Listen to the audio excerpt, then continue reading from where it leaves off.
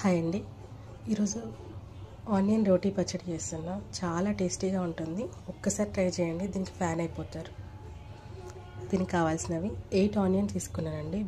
Big size 8 onions, ఒక 15 to 20 మిర్చి, కొద్దిగా చింతపండు, ఎక్కువ అవసరం లేదు, వెల్లుల్లి ఒక 20, 2 స్పూన్స్ జీలకర్ర, కరివేపాకు, కొత్తిమీర, 2 స్పూన్స్ సాల్ట్ పడుతుందండి ఈ స్పూన్తో. ఇప్పుడు కడాయిలో ఆల్రెడీ స్టవ్ ఆన్ చేసుకున్నానండి.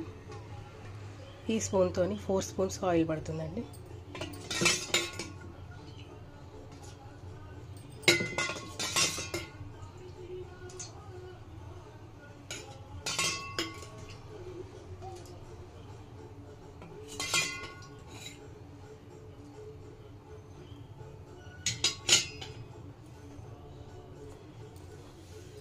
ఫస్ట్ జీలకర్ర,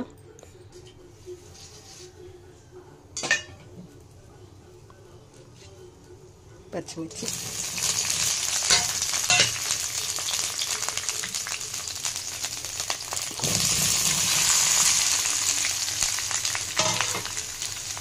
వేసుకొని కలపాలండి. ఇప్పుడు సాల్ట్,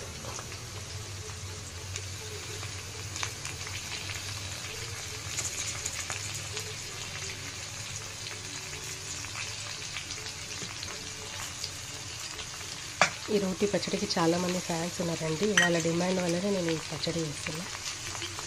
ఒకసారి ట్రై చేయండి, చాలా టేస్టీగా ఉంటుంది. వెల్లుల్లి వేసాను, కరివేపాకు వేసాను,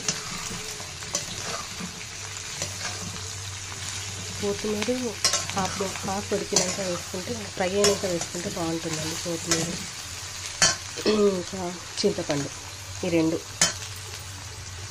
కొద్దిగా లాస్ట్లో వేసుకుంటే బాగుంటుందండి.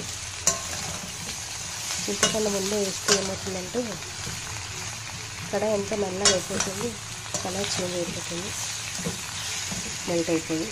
ఇప్పుడు లాస్ట్లో వేసుకుందాం. ఆనియన్ ఈ సైజులో కట్ చేసుకోవాలండి. మొత్తం బ్రౌనిష్ కలర్ అవ్వాలి. ఇలా లిడ్ పెట్టుకొని కుక్ చేసుకుంటే తొందరగా మగ్గుతుందండి. ఇది హాఫ్ ఫ్రై అయినట్టు, ఇంకా హాఫ్ అవ్వాలి, బ్రౌనిష్ కలర్లో అవ్వాలి, అప్పుడే టేస్ట్ ఉంటుంది. ఇది ఫ్రిడ్జ్లో పెట్టుకుంటే ఒక వారం వరకు నిల్వ ఉంటుందండి. ఎందుకంటే మనం వాటర్ ఎక్కువ దీంట్లో యాడ్ చేయము, అసలు వాటర్ తగలదు కాబట్టి.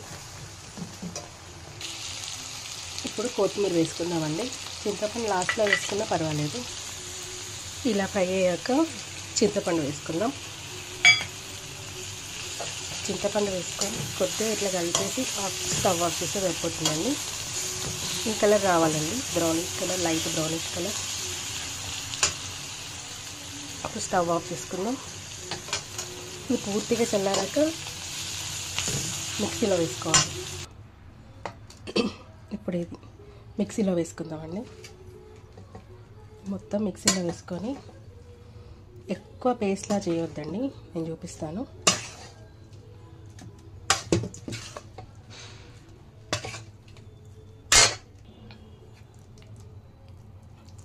ఇలా చేసుకుంటే చాలా టేస్టీగా ఉంటుందండి. ఎక్కువ మెత్తగా చేసుకోవద్దు, మీకు అలా నచ్చుతుందంటే చేసుకోండి. ఈ కన్సిస్టెన్సీ ఉండాలి,